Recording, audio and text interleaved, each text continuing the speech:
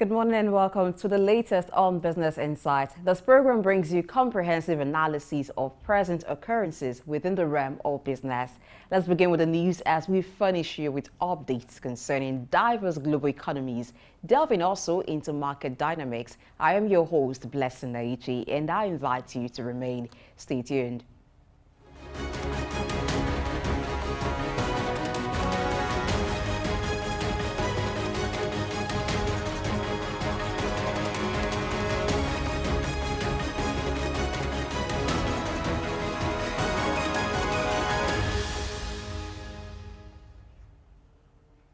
We're glad you're still here with us. Let's begin our journey from Nigeria. The Nigerian government, with the help of the National Information Technology Development Agency, NITDA, wants to make groups of AI developers all over the country. The Director General of NITDA, Mr. Kashifu Inuwa, talked about this when he met with teachers and people who benefited from the NITDA AI developers training in Abuja. The National Director of NITDA National Center for Artificial Intelligence and Robotics, Mr. Yahu Garba, explained that the training started a year ago. It aims to teach 1 million developers with the idea of learn, teach and earn. Garba added that there are 3 levels: basic, intermediate and advanced. NITDA, along with Google Developers Group, GDG, organized the AI training, which began in Abuja and will happen in other places too. The federal government, through the Office of Secretary to the Government of the Federation, George Akume, is creating a temporary committee to check the qualifications of people who would join the boards of different organizations. This temporary committee is being led by the former governor of Kebbi State, Atiku Bagudu, and the former governor of Jigawa State, Abubakar Badaru. The 2 former governors are working together to make sure the names are submitted quickly. This is to ensure new board members start their work in line with the renewed hope plan of President Bola Tinubu.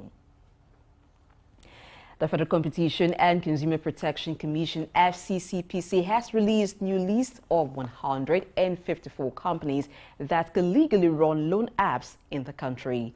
Recall that the Commission previously had a list of approved companies, but removed it to make improvements. This release of apps connected to the companies will help users identify the companies behind the app they are using. It will also prevent companies from making the same app again.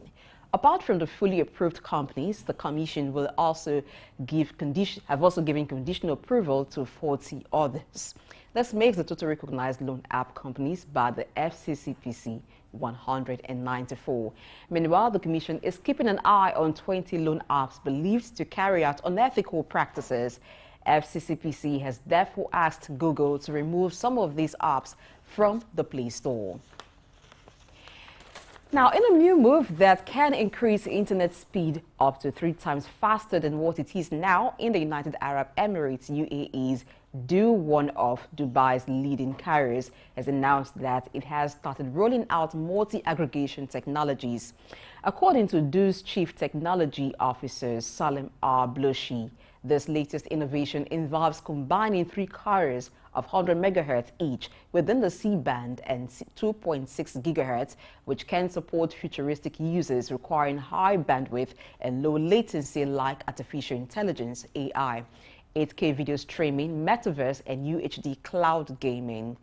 Do was the first in 2021 to introduce the 4G-based home wireless service in the United Arab Emirates, which became an overnight hit. We'll take a break before continuing with other stories. Stay tuned.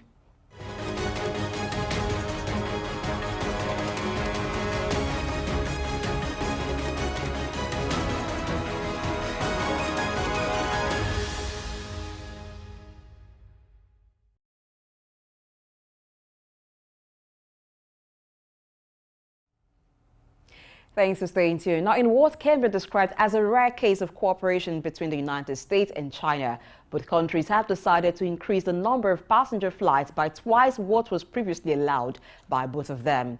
According to the U.S. Transportation Department, U.S. DOT, it would increase the number of Chinese passenger flights allowed to fly into the U.S. 18 weekly round trips on September 1 to meet an unexpected rise in demand always experienced at the beginning of the school year, then increased it to 24 per week starting from October 29.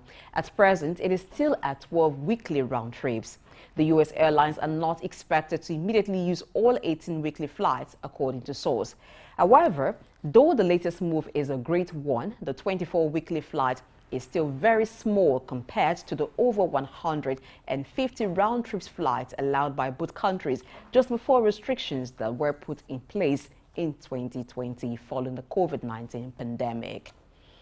In another development, in an effort to show its commitments to help break down barriers to the growth and use of digital financial solutions and speed up financial inclusion in Africa, India will contribute $2 million to the Africa Digital Financial Inclusion Facility, ADFI, an outfit operated and managed by the African Development Bank, AFDB.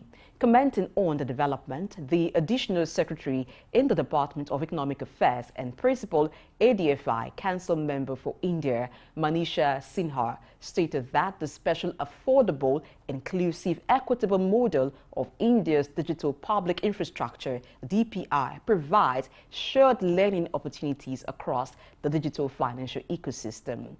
Also, AFDB Vice President for the Private Sector, Infrastructure and Industrialization, Solomon Quainer, expressed excitement for India's collaborative effort in supporting the vital role AFDI has been playing in speeding up greater access and usage of digital solutions as well as financial inclusion across Africa. We turn now to China, where the Foreign Ministry has condemned the visit of Taiwan's Vice President William Lai, who has been fingered to be the next president at the election slated for January next year, describing him as a complete separatist. The Chinese Foreign Ministry has said that Beijing would take strong steps to protect its sovereignty. Meanwhile, Lai is expected to make a short visit to San Francisco on Wednesday before returning to Taipei. In a statement issued by the Chinese Foreign Ministry, Taiwan is the core of China's interest, with repeated facts showing that the reason for the disagreement in the Taiwan Strait is Taiwan trying to rely on the U.S. to seek independence. And now turning to the markets, where at the last day of the trading week, which was Friday, 11th August, at the end of trading, a total of 489,690,646 shares and 5,804 Ds having a market value of over 8 billion naira were traded. Now compared with the previous day, which was Thursday, August 10, Friday's data shows 36% improvement in volume, 46% improvement in turnover, and 5% improvement in deals. The current market capitalization of Nigerian Stock Exchange is put at 35.6 trillion naira. Of the 118 listed equities that participated in trading, there were 28 gainers and 25 losers. Among the gainers, we have Sky Shelter Fund, which led with 9.96% share price appreciation, closing at 76.20 naira per share, followed by Computer Warehouse Group, GlaxoSmithKline Consumer, and the Initiates.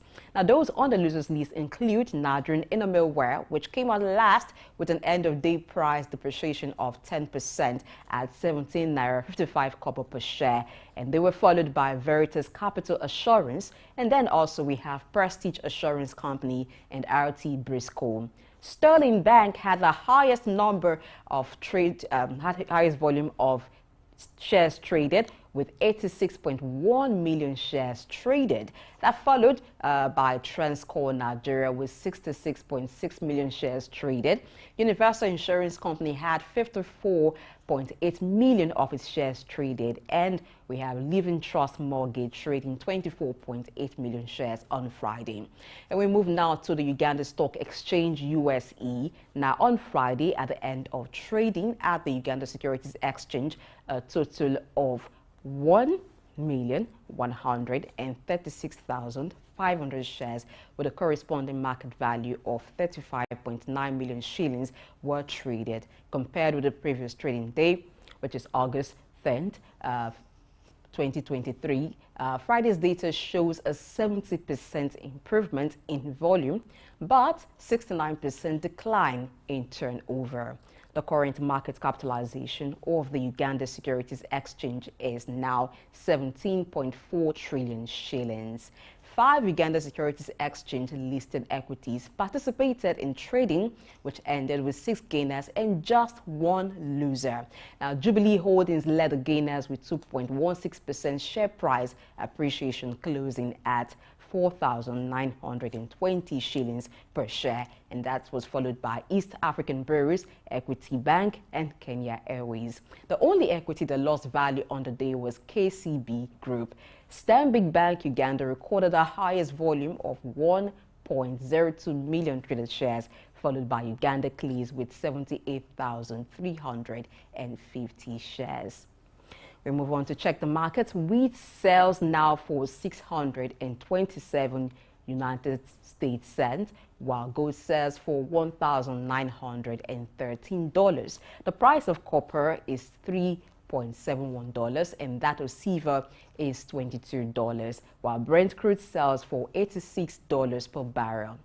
And rounding off with the news, with exchange rates, the Naira exchanges to the dollar at an official rate of 769 Naira.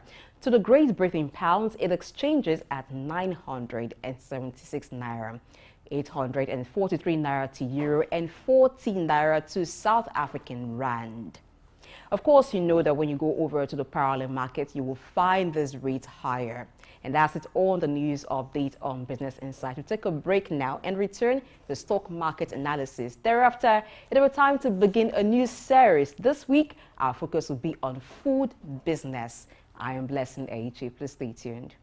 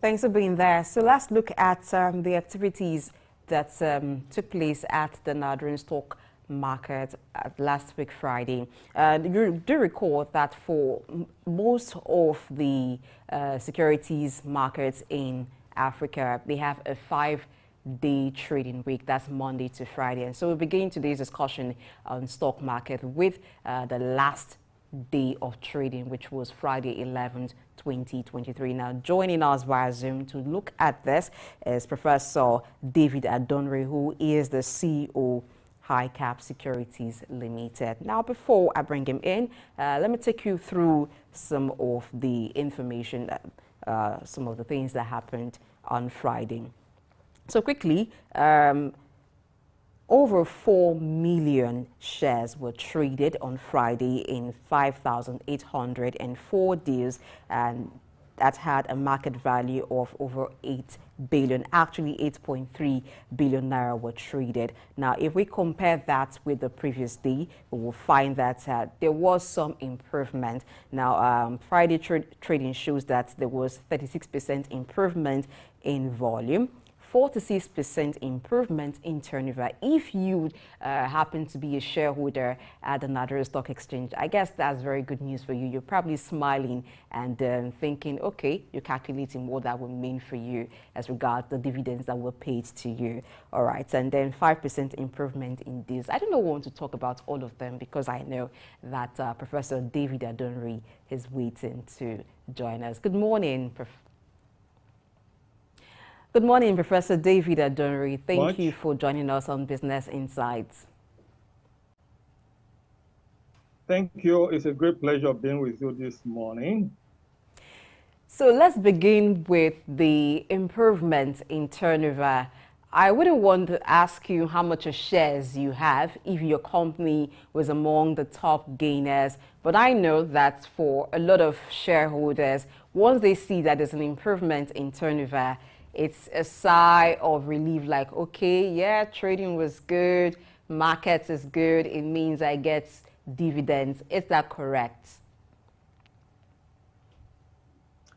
Okay, thank you very much. You are correct, and that is actually to the extent that if you are a seller, you know, there are traders in the equities market, and so you have the bears and the bulls. Why the bulls want the market to surge upwards? The bulls are principally the sellers. They want the market to move up so that they can sell and make high capital gains. But on the other hand, on the opposing side are the bears. Those are the buyers who want prices to fall so that they can have a very good bargain and buy at very low prices so that at the end of the trading period, their dividend yield will be very, very high. So it's more or less like a trade-off, a tug of war between buyers and sellers. But generally, a lot of people see increase in turnover and price appreciation as a sign of an equities market that is growing and getting stronger. Thank you.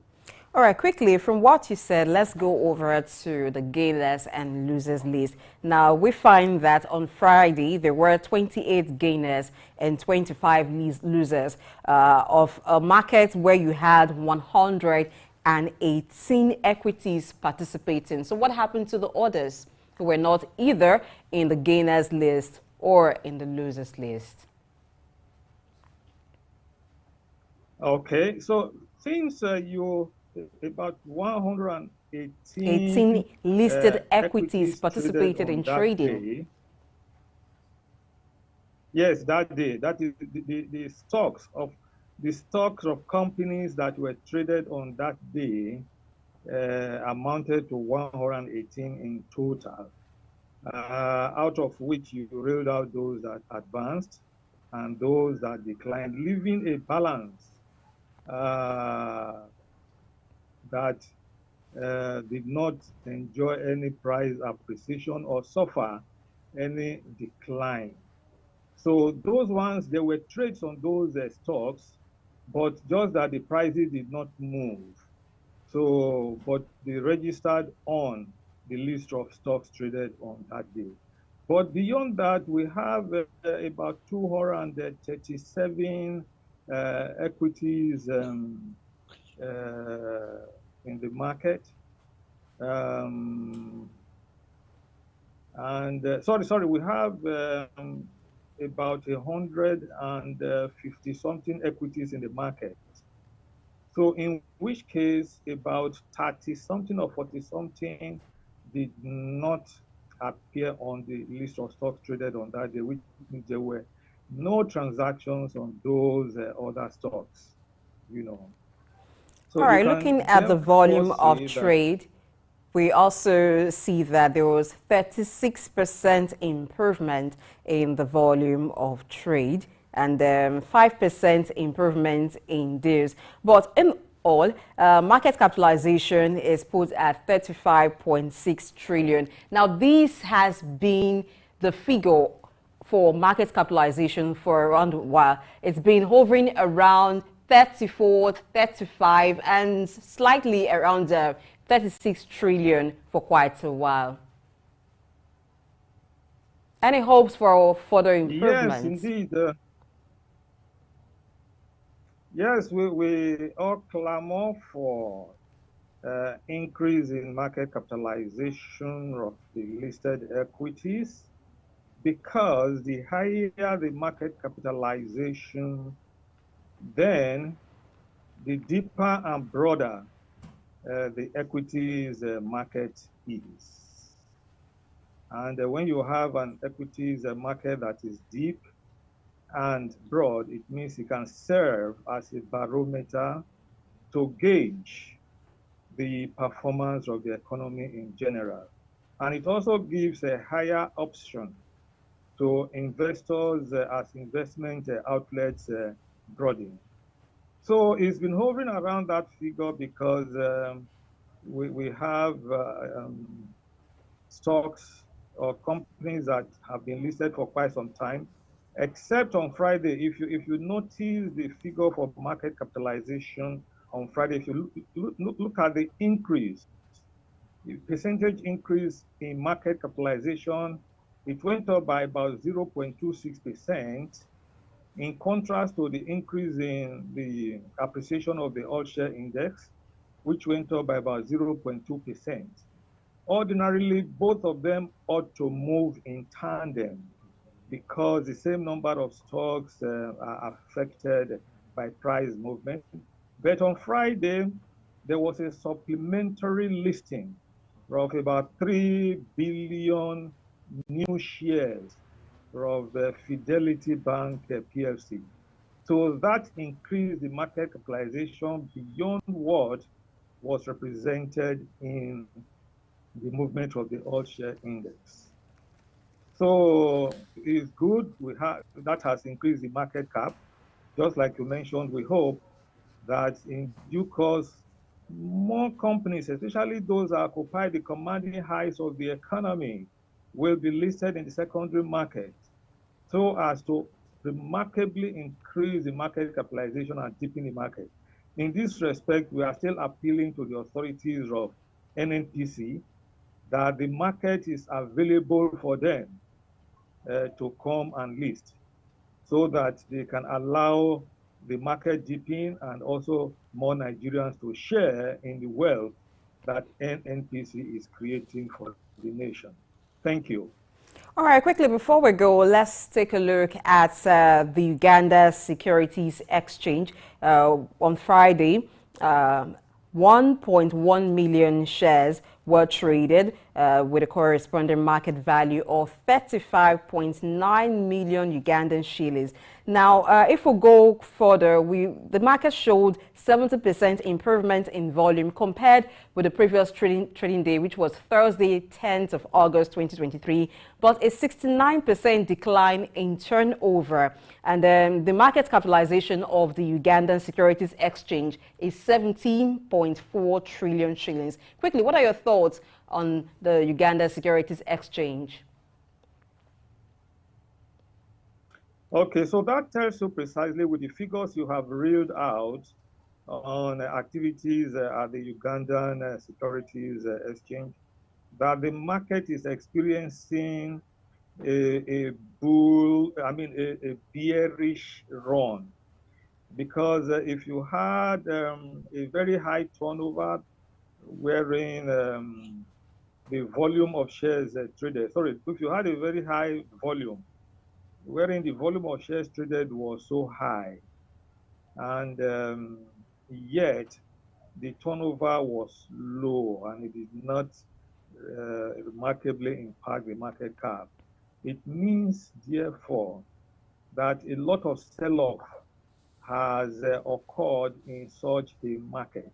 So there's been price decline in the market that has affected perhaps the iconic stocks in the market. So that market is consequently experiencing a bearish run. But you can see the size of the market with a market cap of about 4 billion 17.4 trillion which, shillings. That's the market cap. Oh, 17 point something.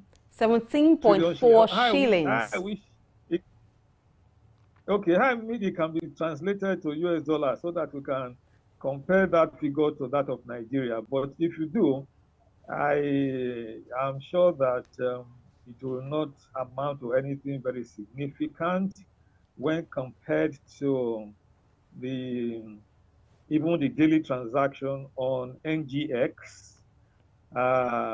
NGX is now the new name for the Nigerian Stock Exchange. Yes. So those other markets are fringe markets in Africa, and that is the essence of us having the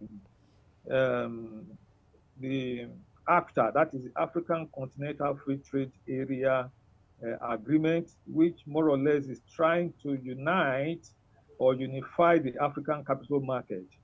The implication, therefore, is that those investors who live in those fringe markets will have the opportunity to play in bigger markets like Lagos, Johannesburg, Casablanca, BRVN, and so on and so forth. So that is the essence of the African Continental Free Trade that the AU is trying to develop, and the structures are now being put on ground. So in due course, really, as we perfect the harmonization of listing rules and trading rules for capital markets across Africa, then we'll now have a big market being made available to investors from any part of Africa. So thank you very much, Professor David Adonri, the CEO, HiCap Securities Limited, for looking at the stock market with us today on Business Insight. It's been a pleasure talking with you. We're going to a quick break now and then move into the new series that is starting. You remember last week we talked about the role of small businesses in the economy. Now, this week, we're turning to food. Yes, food for the stomach. You know what they say about a hungry man being an angry man, and the hungry man definitely cannot put his best into any business ventures. So we must look at those who ensure that there is food in our bellies all the time. After this break, stay tuned.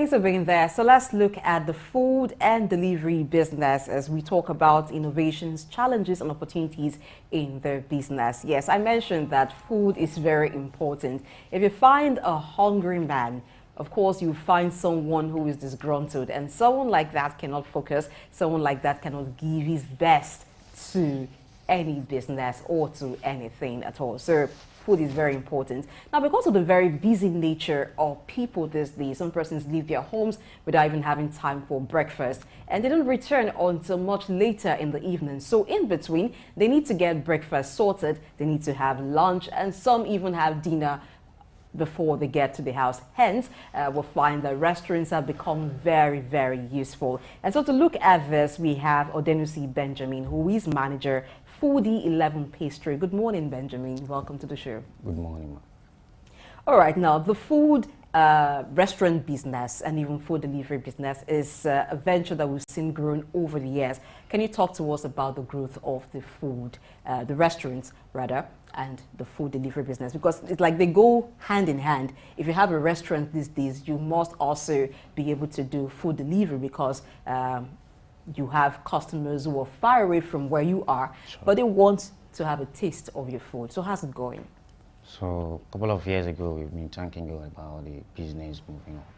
Because some people, if you have a small business that you're selling food, especially food, you have to be very, very careful about the customer you're dealing with.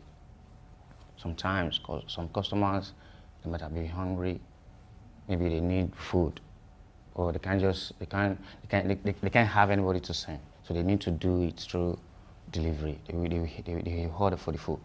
So if they order for the food, definitely the food is going to get to their doorstep. So let's look at the menu. What kinds of menu are we having these days? Usually before now, when you go to restaurants, either you're ordering rice, maybe beans, and then some swallow. But there seems to be a lot of variety these days. So what are the kinds of menu, local cuisines that we can find in our restaurants these days? So we have different kinds of food though. We have jollof rice, fried rice, and all that. That's the food people eat these days.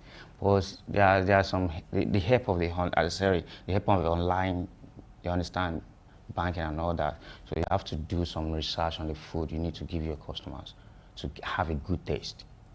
If you go online now, if you want to do some croissants, some chicken pies, some meat pies, in another way to taste good, you understand, you have to go online to search for it. And some local customers, some local restaurant doesn't do that. So you have to do something that is exceptional, that when your customer tastes it, they would like to come back next time. So let's talk about dealing with competition. We know that when it comes to food business, we have some foreign food names or foreign restaurants that has some form of franchise, and so the kind of menu that they offer, you will not get some of that in some local restaurants. So how's the competition like, and how are the local restaurants trying to match up that competition? We have global, we have so many restaurants in Nigeria now. So if they want, if you want your food to taste good, you need to consult some other restaurant. Maybe how do you do your food? Would they let you into their secrets? Some. Would they let you into their recipe? You know, some can give it to you. But these days, nobody needs to give you. You don't need to. If you go there, they won't give it to you, because they believe their recipe is their power. If you do good food, if customers eat your food and they like it, they won't go to another place. You rather come to your place to eat the good food they deserve to eat. So let's look at the challenges now. You talked about some restaurant owners going to meet other restaurant owners to ask for recipes, to ask how they improve their food. Now we know that when it comes to trade secrets, it's something that people don't easily share. They can't. And you wouldn't blame them because that's their competitive edge. Sure. So ease of getting chefs that have training on how to make different kinds of food, whether local or intercontinental cuisine, how easy is it to get such chef? balancing up with what you have to pay them and what you make. Yes. So people are reading hospitality in school now. Hospitality based on food. If you have good hospitality, how to talk to your customer, how to make good food. If you're advised to work on as a chef, you need to give them the best of you, so that they will pay you the best. But some local customers, so some local restaurants, they didn't do that. They believe anything they cook, if you just eat and go, they don't care. But these days, you need to eat the good food to look good. Eating good food to look good. In sourcing the ingredients, how do you do this? And is it a challenge getting the necessary ingredients that you will need to make good food that will also taste good? You need to search for necessary good ingredients. If you make some ingredients, it may not taste good. But if you go online, search for good ingredient or recipe to make your own special. So any customer that hits your food, they will know the kind of things you make. So they'll be happy to come next time. At this day, there's the influence of foreign food and the kinds of cuisine that we have. Even the use of foreign seasoning and sauce as well. How easy do you find it getting some of them to add to your recipe? Oh, let's thank my boss. My boss, you don't need to go online. You just any day wakes up like this, you think for the process to make his own food good.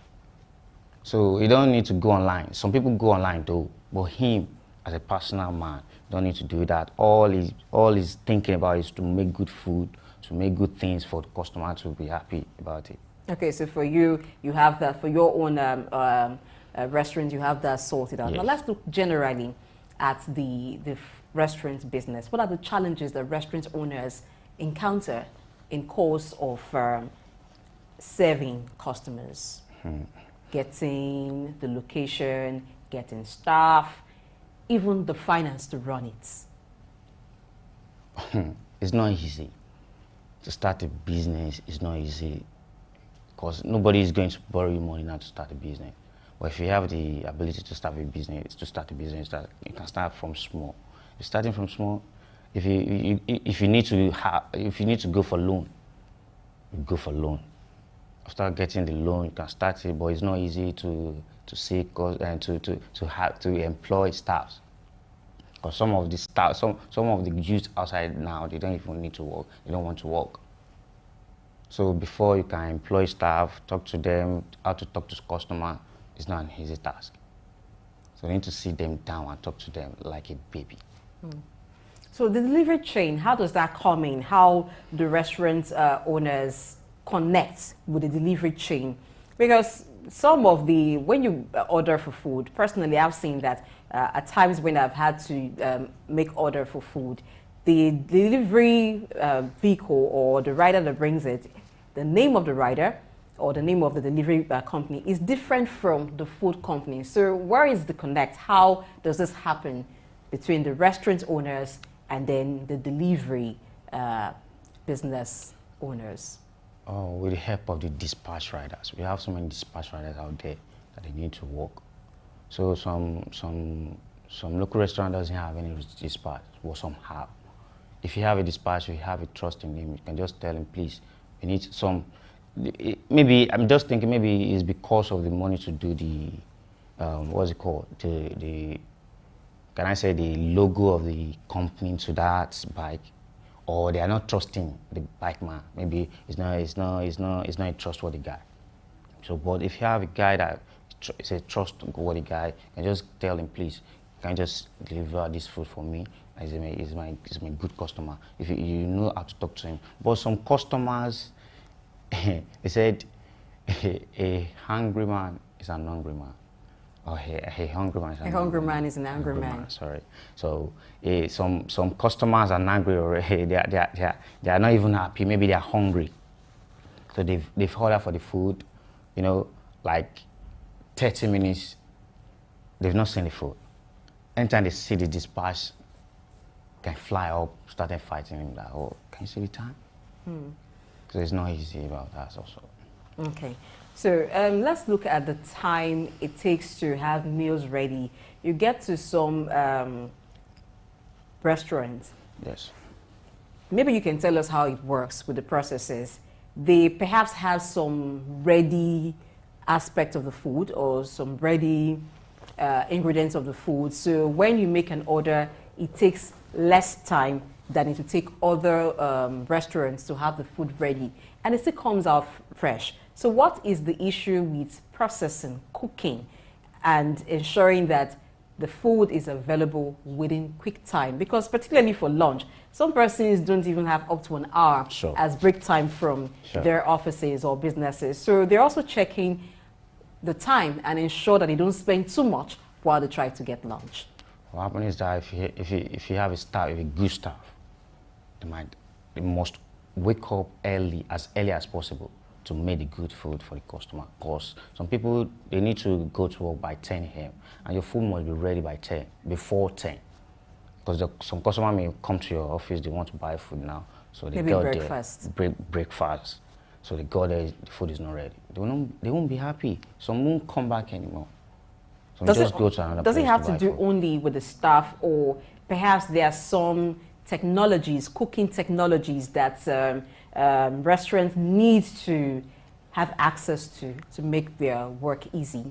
Sure. With the help of the digitals now, we have so many instruments to do this work, machine to grind pepper and all that. We have it already. But the first thing people need to know is about the staff. They need to wake up early. If the staff wake up early, they will know the time to cook. If you wake up around 6 a.m., before 2 hours, 6 to 8, at least white rice must be ready by then for breakfast. All right. So let's talk again about the delivery aspect when it comes to the restaurant business. Pricing. It's one thing that sometimes discourages the use of a dispatch rider, or you subscribing to your food being brought to you using a dispatch rider, where the restaurant charges you for the food separately and then asks you to negotiate with the dispatch rider. How can that gap be bridged so that if I'm asking for my food to be delivered to me, I don't have to negotiate with the dispatch rider? That's already done. And it doesn't come to me at a cost that it would if I was negotiating directly directly with the dispatch rider. So how do we come to that agreement, or to that part where it's not so expensive? Maybe because I'm ordering the food from your restaurant and I'm asking that it be delivered, there's some sort of discount that comes with it to encourage the use or patronage of food delivery business. That's what we call customer relations. If you have a good customer relations, you can just ask the delivery man, please, don't even ask money when you deliver the food. I'll give it to you personally. It depends on the relationship between the dispatch rider and the business owner. So when you need to eat, some customers need to pay, because when you buy food like 2,000 naira now, so it depends on your location as well. From here to Obalindi now, you can just pay as like 500 naira. But some people, they may have the money and they don't want to pay. Maybe because they don't have the time to go there to buy food for themselves. So they need to tell the dispatch rider, please, can I just go there? So you need to pay, but some customers don't want to pay. And in terms of delivery and discount, it depends on the quantity of the food you buy. Because these days now, everything has cost. The market, everything, when you buy this thing today, tomorrow it will change. So that thing cannot allow the local customers to add more discounts. It depends on the relationship between the customers and the buyer. You understand? So that's it. Now, in doing your business, how do you ensure the safety of your food? Now, if someone comes into a restaurant, for instance, and makes an order, now you can see what is served to you, even though you didn't know what was used to prepare the food in terms of the hygienic condition under which the food was prepared. Well, at least you can see the plate of food and everything. But when you hand over to a delivery or a dispatch rider coming from one location to another? What are the steps to ensure that the food remains in good quality, in safe condition to the customer? Yes, anytime we have a dispatch rider to deliver our food, we need to pack it well. No matter the distance, we need to talk to, some dispatch, they may run and fall down somehow. They may have an accident maybe along the way. So please, it's about communication too. If you talk to him, please don't run. This food must not fall, because this food is meant for dignitaries, maybe all those politicians. Please, I want this food to be neat. Even if it's not meant for politicians, but a customer is a customer. Sure. That's it. Everybody is a good customer as long as we're bringing money.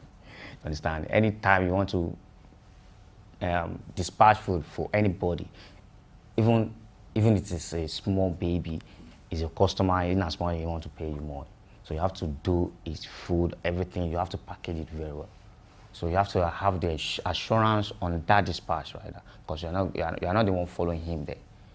So if you have the confidence and the assurance in him, so you can do it. Cleanliness, they say, is next to godliness. But linking this to the food business, what are the ways to ensure that food is prepared under very hygienic conditions? And how do you ensure that you comply with the regulations as it concerns hygienic standards of running restaurants? What are the ways to ensure that for any restaurant owner? Firstly, you have to let your environment be neat. When your environment is neat, your food must be neat. Some local restaurant doesn't take care of the environment, so it happens to be maybe some beans around the place you are cooking your food. If some customer pass by, you may not buy the food again if they discover the place is dirty. So the first thing you have to do is to neat your environment, to have a good hygiene. All right, still talking about regulation, are there specific regulations or licenses required to start a restaurant or food delivery business in Nigeria? Sure. If you register under CAC, if you register your company under CAC, you have the license you have the license and the power. So you've registered like that. You've registered under the government. So that's it. So is it only when you register with CAC, or is it only CAC license that binds a food restaurant owner? CAC license and NAFDAC. And NAFDAC? Yes. Okay, nothing from the health yes, authorities apart No, it's not every restaurant has an health authority or health consultant. Okay, nothing from Ministry of Environment? Sure. Ministry of Environment must be there, Health must be there, and what's it called? Lagos State, they have there's some CAC must be aware, NAFDAC must be there to make sure that you have the registered name. Okay, now let's talk about your business now. For instance, after CAC, because before you have any business, you must register with CAC. How compliant are you with the licenses from NAFDAC, Ministry of Environment, and is it very expensive to acquire this license? It's not too expensive, but it's very, very important to do so. Do you have them? Yes, sure. Okay. I have it. All right, so before we talk about business, whether business is very good or very bad, now let's talk about allergies and special dietary needs. Now, these days where there are a lot of illnesses, sure. And they say make your food your medicine. Sure. As much as people would want to go with medications prescribed by doctors, even the doctors advise you to eat well. And sure. For certain conditions, health conditions, there are certain foods that one should eat and also abstain from. So how does the restaurant come in here in attending to special dietary needs or even allergies? There are persons who are allergic to certain ingredients. So how do you handle that?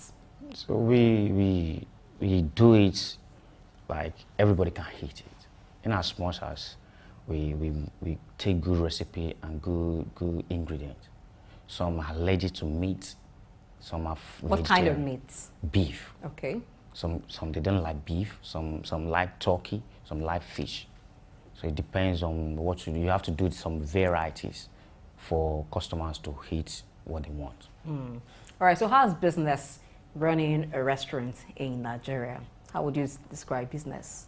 It's a very good idea. It's a very good idea, and it's a very good thing for people to start a business. I'm talking about patronage. Patronage. Would you say that Nigerians are actually patronizing local restaurants a lot? Sure. Especially this Lagos.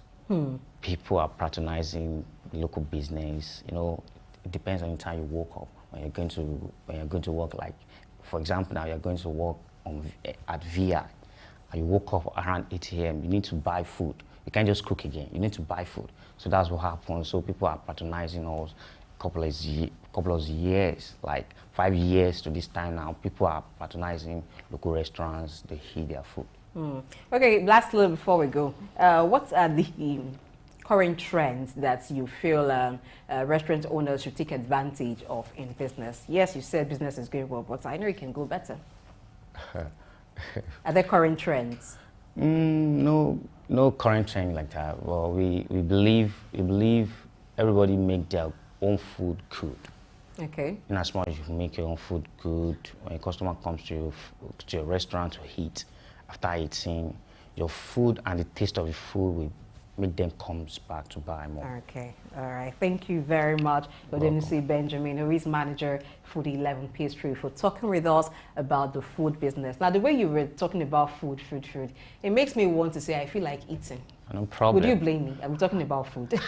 No problem. Everybody needs food. Everybody eats yes, food. Yes. And yes, the restaurant business is key, serving a lot of other businesses, because if not, you will find people maybe coming very late to work or at the midday not being able to continue because they are hungry, but they filling the gap and ensure that people have energy to continue with their day. And this is a wrap on the show. Tomorrow we'll look at another part that concerns the food business. It's a series, and all through the week we'll be talking about the food business. I am Blessing Eji. Thanks for watching. Business Insight will be back tomorrow at 10 a.m. Enjoy your day.